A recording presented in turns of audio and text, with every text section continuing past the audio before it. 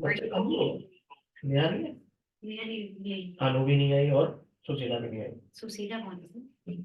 और सुशीला नहीं है, क्या नाम है? अनीता। अनीता, हाँ। अनीता दीदी ने कल कॉल किया था। तो देखिए यहाँ पे लेवी एंड कलेक्शन। सबसे पहले बात करता है कि किस चीज पे कितना लेवी होगा, यानी कलेक्शन कौन करेगा। ठीक है, section 9, subject to the provision of subsection 2। Recording शुरू कर दिया। ठीक है, जब ये लाइन लिखा होगा ना तो कह रहे हैं सबसेक्शन 2 में लिखा उसको छोड़ दो। सबसेक्शन 2 कौन सा है? ये वाला नीचे वाला, ये पढ़ना आता है ना। सबसेक्शन ये होता है section 9, subsection 1, subsection 2, subsection 3, subsection 4, subsection 5। अब इसके अंदर ABC लगा दें तो वो सब पहले क्लॉज होता है, उसके अंदर फिर से कुछ लगा दें तो सब क्लॉज हो जाता है। ठीक है, there shall be levied a tax called the CGST on all intrastate supply of goods और services of both. Intrastate supply सबको पता है क्या होता है जी? इंटरेस्टेड सप्लाई पता है, वैसे सेक्शन 5 और 6 पढ़ेंगे IGST का, स्टिल बता देता हूँ। इंटरेस्टेड, अगर आप दिल्ली में हो तो दिल्ली से दिल्ली में सप्लाई करना क्या होता है? Interested supply. और इसमें क्या चार्ज होगा? CGST and SGST। अगर कोई 18% का गुड्स है तो 9% CGST एंड 9% SGST चार्ज होगा। और both except on the supply of alcoholic liquor for human consumption on the value determined under section 15। कौन सी वैल्यू में टैक्स लगाओगे? GST किससे लगाओगे? जो वैल्यू सेक्शन 15 में डिटरमाइन किया जाएगा उस वैल्यू पे। सेक्शन 15 क्या कहता है? MRP। ठीक है, सेक्शन 15 क्या बोलता है? MRP वैल्यू या वैल्यूएशन रूल्स लगाता है section 15। And the such rate not exceeding 20%। 20% से ज्यादा रेट नहीं लगाओगे। आप बोलोगे सर अभी तो आपने 28% बताया था मेरे को। जी ये 20 प्लस CGST की बात कर रहा है केवल। तो मतलब मैक्सिमम रेट कितना हो सकता है? 40%। 20 CGST के एंड 20 SGST के, as may be notified by the government on the recommendation of the council and collected in such manner as may be prescribed and shall be paid to the taxable person. Collect कैसे किया जाएगा? Invoice पे charge करके collect किया जाएगा और शैल be paid by the taxable person. Taxable person कौन होता है? जो बंदा GST में रजिस्ट्रेशन लेता है उसको क्या बोलते हैं? Taxable person. पर्सन तो पता नहीं कितने तरीके के होते हैं। टैक्सेबल पर्सन कौन है? जो GST में रजिस्ट्रेशन लेगा। डन है? क्लियर है? इस क्लॉज में कुछ पूछना है? ये क्लॉज केवल यही कहना चाहता है कि एक टैक्स लगेगा जिसको हम CGST बोलेंगे। कौन सी वैल्यू पे लगेगा? जो सेक्शन 15 बताएगा।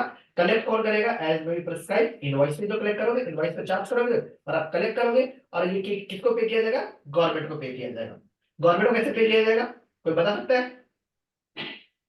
GST 3B के थ्रू। ठीक है, नेक्स्ट आता है। अब देखो ये क्या बोल रहा है, इन्होंने बोला ना subjected to provision subsection 2। Subsection 2 में कौन सी 5 आइटम दिया हुआ है जिसपे GST नहीं लगता है? देखिए, the central tax on the supply of petroleum crude, high speed diesel, motor spirit commonly known as petrol, natural gas and turbine fuel shall levied with effect from the such date as we notify by the central government on the recommendation of council। ये समझते हो ये line? Notify bye the government on the recommendation of council. Council एक body बनाई हुई है जिसके अंदर बहुत सारे 3-4 IRS होंगे, मतलब होंगे क्या है, फाइनेंस मिनिस्टर भी उसमें आते हैं, चेयरपर्सन आते हैं, मतलब अलग अलग लोग हैं। अगर वो जब रिकमेंड करेंगे तो गवर्नमेंट इसको नोटिफाई कर देगी। ठीक है, तो इट मींस ये है कि पेट्रोल पे भी कभी भी GST लग सकता है। ये जो ये सब है अल्कोहल, तो अगर जिनका बिजनेस हो उन्हें किसी को भी नहीं लगेगा ये? इसमें वैट लगता है अभी भी वैट लगता है। सेल्स टैक्स एंड वैट लगता है पेट्रोल पे एंड उस पे जो दारू बोलते हैं सॉर्ट। ठीक है, क्योंकि इसमें बहुत ड्यूटी बहुत हाई है, बहुत हाई है, तो इसको GST में लेके आओगे तो बहुत सस्ता हो जाएगा। ठीक है, और गवर्नमेंट को रेवेन्यू कम मिलेगा। नेक्स्ट आता है third point, the government. Good morning sir. Good morning जी, क्या हाल चाल? सर ठीक। Okay, so the government may on the recommendation of council by notification specify category of supply of goods or services on both the tax on which shall be paid on RCM। RCM की मैंने list अभी आप लोगों को दी हुई है, इसी book में छपा हुआ है, पीछे 4-5 पेज है, तो अभी हम वो भी पढ़ेंगे। ठीक है जी, तो सबसे पहले गवर्नमेंट स्पेसिफाई करेगी गुड्स और सर्विसेज की किसके ऊपर RCM में पे करना है by the recipient of such goods or services of both All the provisions of this act shall apply to the such recipient as if he is a person liable for paying the tax in relation to the supply of such goods or services. मतलब कि कुछ goods and services specify कर दिए गए हैं, उसके ऊपर जो लिस्ट अभी आपको दिए हुए हैं 16-17 लिस्ट में है, वो किस में फॉल करते हैं, आरसी में फॉल करते हैं, और उसके इसमें कौन पे करेगा, रिसिपिएंट पे करेगा, ध्यान रहेगा। नेक्स्ट आता है चौथा लाइन भी है, इस तीसरे और चौथे में डिफरेंस क्या है, तीसरे और चौथे में डिफरेंस ये है कि पहले ये अनरजिस्टर्ड से परचेज करते हैं, ठीक है, चौथे और तीसरे में केवल ये डिफरेंस है कि जो चौथा वाला पार्ट है उसमें भी आरसीएम लगता है, बट इसमें कुछ अनरजिस्टर्ड सप्लायर है। पहले क्या हुआ था मैं बताता हूँ, इसमें उसके बाद जो नोटिफिकेशन डाल के इसको इजी कर दिया। जब जीएसटी आया था, मैं सेक्शन 9(4) की बात कर रहा हूँ, जब जीएसटी आया था उस टाइम क्या हुआ था कि अगर आप एक चाय वाले से भी चाय पीते हो और महीने में 5,000 रुपए की बिलिंग हो रही है, आई थिंक महीना था कभी में था, मुझे ध्यान नहीं, शायद महीने की 5,000 की बिलिंग थी या दिन का, जो भी मान लेते हैं, अभी मान लेते हैं महीने की 5,000 की बिलिंग थी। तो अगर वो चाय वाला बिल करता है किसको, कंपनी को बिल करेगा, जाहिर सी बात है। अभी तो यहाँ क्या होता है, अभी तो हमारे ऑफिस में खुद ही चाय बना लेते हैं, लेकिन बाहर बाहर के ऑफिस में क्या होता है, तो हमने चाय वाला को ठेका दिया होता है, 10 बजे आता है, केतली लेकर के डाल के उसको पिला के चला जाता है और लिख देता है जी अभी 4 चाय पिलाई या 10 चाय पिलाई या 14 चाय पिलाई, फिर शाम को आता है केतली डाल के जाता है सबको 15 चाय पिलाई। तो ऐसे 10 और 15 चाय हो गए, 25 चाय एक दिन में 250 के बन गया। अब वैसे महीने के मल्टीप्लाई कर दो। तो गवर्नमेंट ने बोला था कि अगर आप किसी भी अनरजिस्टर्ड पर्सन से अगर सामान परचेज करते हो तो आपको उसके अंदर आरसीएम के अंदर, आपको सॉरी आरसीएम में आप पहले टैक्स पे करो, फिर उनका आईटीसी आप अवेल कर सकते हो। क्लियर है, ठीक है। बट उस टाइम बहुत हंगामा हो गया, बिजनेसमैन कह रहे थे, बिजनेसमैन ने दो काम किया, पहली पहली काम क्या आया, जिस तब चाय पीते थे उसको बोला तो रजिस्टर कर ले, तब तेरे से चाय पियेंगे, ठीक है। अब वो चाय बेचारे रजिस्टर लेंगे तो अल्टीमेटली ऐसे ऐसे लोगों के साथ क्या हुआ, थोड़ा सा हैरेसमेंट शुरू हो गया। अब जाहिर सी बात है, बिजनेस अपने हैंड पे क्यों लेगा, बिजनेसमैन अपने हैंड पे क्यों लेगा किसी को आरसी, एक डिटेल बना के अलग से रखेगा कि मैंने आज इतनी चाय पी थी, ऐसे तो बिल दे देगा। और उसमें इनपुट जीएसटी चार्ज करना था चाय वाला 5 रुपए जीएसटी, 6900 लेगा तू जा, 900 रुपए खुद कलेक्ट गवर्नमेंट को पे करना, हमें मतलब नहीं। लेकिन अब इस केस में 69 चाय की डिटेल रखनी पड़ेगी। तो फिर कुछ दिन के बाद क्या, जिस दिन मेरा बर्थडे था 13 अक्टूबर को 2017 को, एक नोटिफिकेशन आया। उस नोटिफिकेशन में बोला गया कि ये जो अभी वाले ये जो क्लॉज है उसको हम शांत रखते हैं, मतलब ये अभी क्लॉज इंप्लीमेंट नहीं किया जाएगा। लेटर ऑन बाद में 1 साल के बाद फिर इस क्लॉज को डाला गया, लेकिन इसमें ना गुड्स स्पेसिफाई कर दिए गए। जो गवर्नमेंट का इंटेंशन था टोबैको वाले या सीमेंट वाले, इनको पकड़ना था। गवर्नमेंट का इंटेंशन था ईंट वाले, बालू वाले, रोली वाले, सीमेंट वाले अनरजिस्टर्ड होते हैं और सारा कैश में काम करते हैं, तो गवर्नमेंट का इंटेंशन था उनको पकड़ना। बट जब हमने लॉ पढ़ा तो ये चावल पकड़ में आ गया, रेडी पे सामान बेचने वाला पकड़ में आ गया, ठीक है। कई कई लोग अपने लंच बॉक्स लगा के रखे होते तो वो पकड़ में आ गया। तो गवर्नमेंट ने फिर इस सेक्शन क्लॉज को क्या किया, इसको उस कुछ टाइम तक के लिए दबा दिया कि ये सेक्शन अब एप्लीकेबल नहीं हुआ। देयर आफ्टर उन्होंने क्या किया, उन्होंने गुड्स स्पेसिफाई कर दिए कि इसमें, जैसे अगर आप देखोगे भी, मैं आपको लिस्ट पढ़ाऊंगा उसमें देखोगे पहले लिस्ट पे डला हुआ आरसी में, देखो गुड्स के 2-4 नाम लिखे होंगे, नए बुक्स में नहीं, पुराने बुक्स में होंगे, दिखा रहे क्या क्या इसमें।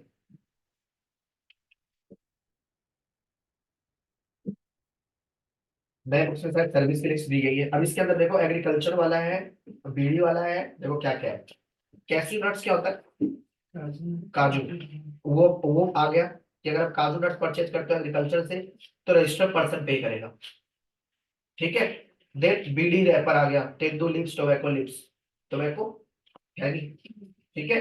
देन सिल्क यार्न, लॉटरी वाले को raw cotton, used vehicle and purchase of priority sector lending certificates, इन्होंने इन गुड्स को इसमें डाल दिया, ठीक है। और एक इसमें भी आता है सीमेंट वाला लॉ आता है कि अगर आप किसी भी अनरजिस्टर्ड बंदे से, या सॉरी, अगर आप कोई भी सीमेंट परचेज करते हो, अगर 100 रुपए का सीमेंट परचेज करते हो ना, तो 80 रुपए को आपको परचेज करना पड़ेगा बैंकिंग चैनल से। अगर आप 80 से 75, सपोज करो पूरे साल में अगर आपने या एक महीने के अंदर आपने 1 लाख का परचेज किया सीमेंट, तो आपको 1 लाख का जो सीमेंट परचेज किया वो आपको 1 लाख में से 80% आपको बैंक से पेमेंट करना है। अगर आपने, सॉरी बैंक से नहीं, 80% आपको रजिस्टर पर्सन से परचेज करना है। अगर 1 लाख का परचेज कर तो 1 लाख का अगर आप परचेज कर रहे हो तो 80% आपको किससे परचेज करना है, रजिस्टर पर्सन से। अगर आपने सपोज करते कि नहीं उसने केवल 70% रजिस्टर पर्सन से परचेज किया है, तो वो जो 10% गैप है ना, उसको आरसीएम पे करना पड़ेगा। तो अल्टीमेटली जो कंपनी क्या चाहेगा, क्यों पंगे लेगा, वो बोलेगा जो रजिस्टर बंदा है उसने पर चलता होगा, और सीमेंट बेचने वाला कोई गरीब तो होता नहीं। बट वो जो टैक्स अवॉइडेंस होते थे ना, कैश में काम चलता था, उसको तोड़ा गया यहाँ से इस आरसी के चक्कर में। ठीक है, तो ये क्लॉज इसके लिए था। आरसी की जो लिस्ट है वो ऐसे लिस्ट तुम्हारे बुक में है, पीछे लगी हुई है। तुम्हारे बुक में न्यू लिस्ट है, बताता हूँ पढ़ाता हूँ, जाओ ये रहा। हाँ,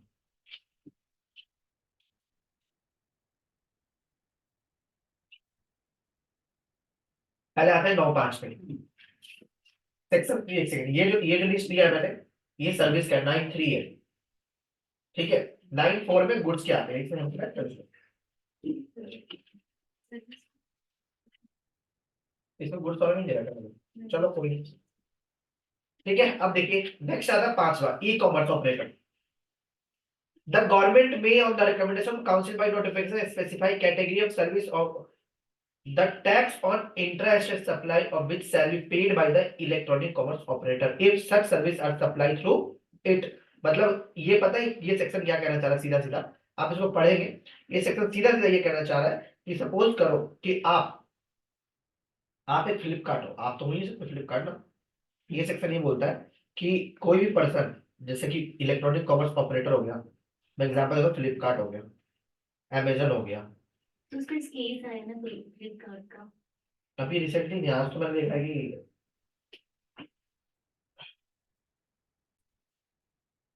क्या, देखो फ्लिपकार्ट क्या होता है, Flipkart is e commerce. E commerce और कौन से हो सकते हैं, और मिंत्रा है और आजियो है और मतलब फ्लिपकार्ट तो इधर ही आ गए, उधर तुम्हें ओला उबर नहीं दिख रहा, जोमेटो नहीं दिख रहा, स्विगी नहीं दिख रहा, नेटफ्लिक्स नहीं दिख रहा। ये सब एक तरीके से खुद का इलेक्ट्रॉनिक कॉमर्स, ई कॉमर्स हो गया, अपना वेबसाइट बना करके सामान बेचना शुरू कर दिया। ठीक है, तो ऐसे जितने ही बंदे होंगे, सपोज करो आपने यहाँ से सामान बेचना शुरू किया, लास्ट क्लास में शायद बताया था, और इन्होंने ये बेचा, ऐसे होता है ना, ऑल ओवर इंडिया से आया, तो ये पैसे किसको देते हैं, फ्लिपकार्ट को। फ्लिपकार्ट क्या करता है, पैसे काट के इनको बढ़ा देता है। ठीक है जी, तो अब इन शॉर्ट ये कह रहा है कि फ्लिपकार्ट तो यहाँ पे रिसिपिएंट है, दिख रहा है, फ्लिपकार्ट यहाँ पे रिसिपिएंट है, इसलिए ही इज गोइंग टू पे टैक्सेस। ठीक है जी, कलेक्ट करके पे करेगा, अपने जेब से नहीं पे करेगा। हाँ भाई। ठीक है, और ये फिर इससे जो टेलर है, जो अल्टीमेट सेलर हुआ, वो ये भी पे करेगा। ये केवल जो हमारा वो जो टैक्स अपनी होता है ना, कमीशन पे पे। हाँ, एक तो जो कमीशन उस पर पे करेगा, कमीशन चार्ज करेगा, जिसका कमीशन है, recipient still is paying tax, ये अपने सेल पे करेगा। ठीक है, so paid by electronic commerce, if such are supplied to it, and all the provisions of this act shall apply on the such electronic commerce operator as if he supplier liable for paying tax in relation to the supply of the such services। अब यहाँ पे आपका ये section 9 जो था वो over हो गया। सेक्शन 9 केवल और केवल बात करता है हमारे लेवी एंड कलेक्शन। लेवी मतलब 20% से ज्यादा लेवी नहीं किया जाएगा, एंड कलेक्शन मतलब कलेक्ट कौन करेगा, टैक्स पेयर कलेक्ट करके गवर्नमेंट को देगा। समझ में? अब टैक्स पेयर अगर आप देखते हैं इसके अंदर में, कहीं पे आपका रिसिपिएंट पे कर रहा है, कहीं पे आपको सप्लायर पे कर रहा है। अब एक चीज आप लोग बड़े ध्यान से समझिएगा, रिसिपिएंट और पेयर का मैं थोड़ा सा कॉन्सेप्ट बता दूं दोबारा से, ऑनलाइन वाली सैटरडे पेनिस है। हाँ 20% वाले हाँ, दोबारा बता देता हूँ।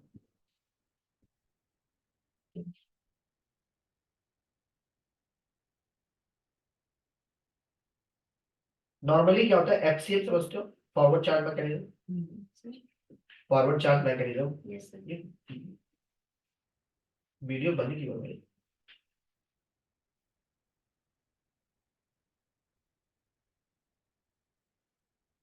अनीता कोई क्वेश्चन पूछना है आपको?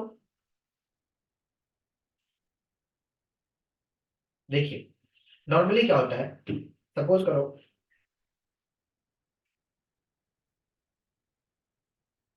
टीकेसी एकेडमी क्या करता है, टीच कर रहा है, टीचिंग सर्विसेज दे रहा है।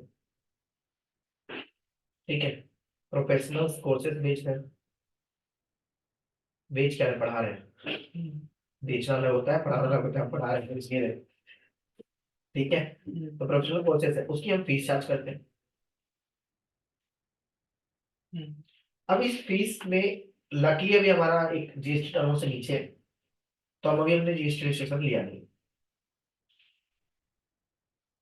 सपोज मेरे जीएसटी रजिस्टर्ड हो चुका है, हम्म, अब मुझे फीस मिल रही है, तो जो मैं स्टूडेंट से फीस कलेक्ट करता हूँ उसके अंदर जीएसटी चार्ज कर रहा हूँ। सपोज कोई 10,000 की फीस है, 1800 हम जीएसटी चार्ज करेंगे, कितना हो गया? 11,800 तो ये 1800 मुझे किसको देना है? गवर्नमेंट को। गवर्नमेंट को देना है। ये तो हो गया फॉरवर्ड चार्ज। हम्म, टीकेसी एकेडमी स्टूडेंट से को टीच किया, फीस आई, उस पर हम किसको दे रहे हैं? गवर्नमेंट को। गवर्नमेंट को टैक्स पे। अब सपोज करो कल को गवर्नमेंट, जैसे कि हमने इसके अंदर एग्जांपल, लाइव एग्जांपल देता हूँ, हमने अभी अपना ट्रेडमार्क अप्लाई किया था। हम्म, तो ट्रेडमार्क में हमारा क्या हुआ कि ऑब्जेक्शन आ गया, तो हमने फिर एलएलबी की हेल्प ली, लॉयर की, एडवोकेट्स की। हम्म, तो एडवोकेट्स की हेल्प ली तो उसने हमें बिल दे दिया। तो उस बिल पे अगर ये जीएसटी, टीकेसी एकेडमी जीएसटी रजिस्टर्ड है, तो उस बिल पे हमें क्या पे करना पड़ेगा? उसने मान के 1 लाख का बिल दे दिया, तो 1 लाख का 18% कौन पे करेगा? हम पे करेंगे हम इन द सेंस टीकेसी एकेडमी। हाँ। ठीक है। तो ये जो मैं स्टूडेंट से कलेक्ट करके पे करेगा गवर्नमेंट को, that is FCA, forward charge mechanism. इस केस में हम कौन है? प्रोवाइडर। हम प्रोवाइडर। प्रोवाइडर या सप्लायर हो सकते हैं हाँ, पहले केस में, लेकिन दूसरे केस में हम कौन है? हम रिसिपिएंट है। हाँ। क्लियर है दोनों चीज? जिस केस में रिसिपिएंट टैक्स पे करता है दैट इज अ आरसी, और टैक्स पे करना उसका आईडी इसलिए। ठीक है। नेक्स्ट आता है अभी सीमेंट वाला, जो ये मिस्टर नवाब ये कह रहे हैं सीमेंट वाला, बताओ। सीमेंट वाला एग्जांपल था कि अगर गवर्नमेंट ने बोला कि 80% आप रजिस्टर्ड पर्सन से परचेज करेंगे, 20% बच गया, 20% जिससे बंद करें उससे परचेज कर लो। अगर पूरे साल में अगर आपने मान के चलो 50 लाख का परचेज किया है सीमेंट वगैरह, तो 40 लाख रुपए आप रजिस्टर्ड पर्सन से परचेज करोगे, 10 लाख रुपए आप किससे परचेज करोगे? अनरजिस्टर्ड। अगर ये 50 से डाउन हो गया, 70 पे आ गया, तो आपको 10%, मतलब जो बन गया ना 80 और 17 क्या है, उसको 5 लाख पे आपको 8 से देगा। ठीक है। डन। तो ये आपका सेक्शन 9 खत्म हो गया। सेक्शन 9 क्या बात कर रहा है? सेक्शन 9 केवल बात कर रहा है आपका levy and collection. 9(3) and 9(4). 9(3) and 9(4) के अभी हम जस्ट मैं पढ़ाने जा रहा हूँ, शुरू करते हैं। 9(3) एंड 9(4). सर ऐसा हो सकता है कि किसी ने अपना रजिस्ट्रेशन नहीं लिया हो जीएसटी में, फिर भी कलेक्ट कर रहा हो। हाँ, कलेक्ट करते हैं, but section best judgment assessments, section 63, 64 ये कहता है कि जो भी अमाउंट आपने कलेक्ट किया है वो गवर्नमेंट को पे करो, चाहे कैसे पे करो। आपका रजिस्टर है या रजिस्ट्रेशन नहीं, उसका मतलब नहीं है। If you have collected then you have to pay to the government. अगर आप पे नहीं कर रहे हो तो आप वही बेस्ट जजमेंट असेसमेंट, पैसा निकाल के पैसा आपका है, तो कैसे पे करेंगे जो अगर अनरजिस्टर्ड? चलान होता है, आप भी कर सकते हो, सीधा चलान लाओ।